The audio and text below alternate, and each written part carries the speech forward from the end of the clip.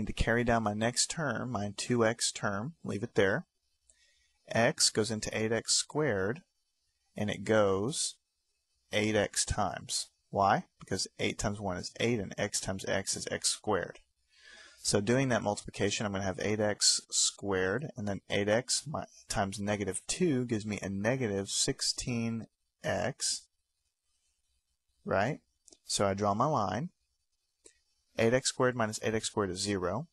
Negative 2x minus a negative 16. I'm going to go ahead and write this one out for you because this can be kind of confusing. Minus a negative 16. This is, and of course I've got my x's here. I'm just leaving it out for the sake of illustrating here. Negative 2 minus negative 16. Well, when I have a minus and negative, I can just put a plus and a plus. So this, what this really looks like is 16 minus 2. So what's 16 minus 2? That's 14x. I've got to have my x carried throughout here because these numbers aren't just numbers, they're numbers involving x. Finally, I carry down my last number, gives me a 3, and then do it all over again. X goes into 14x, and it goes in 14 times. 14 times x gives me 14x. 14 times negative 2 is negative 28. So I draw my line. 14x minus 14x is 0, and 3 minus a negative 28 is like 3 plus 28. 3 minus a negative 28 is like 3 plus 28, right? So that's going to leave me with 31.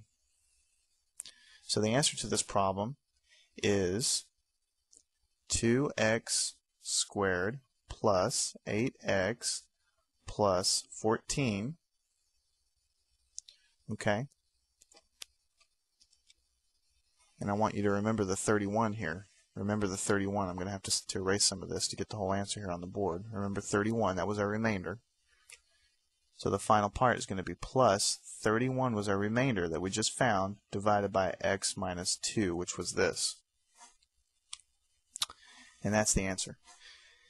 And that's about all I had for dividing polynomials by polynomials. It's not that difficult. You just need to follow the rules and practice, practice, practice. This is one of those things, if you make a sign error up here or in here, it's going to ripple through to the next step, and it's not going to be easy to find.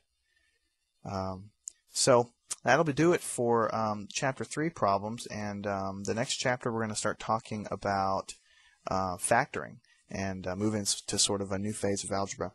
So that'll about do it for this section of the class.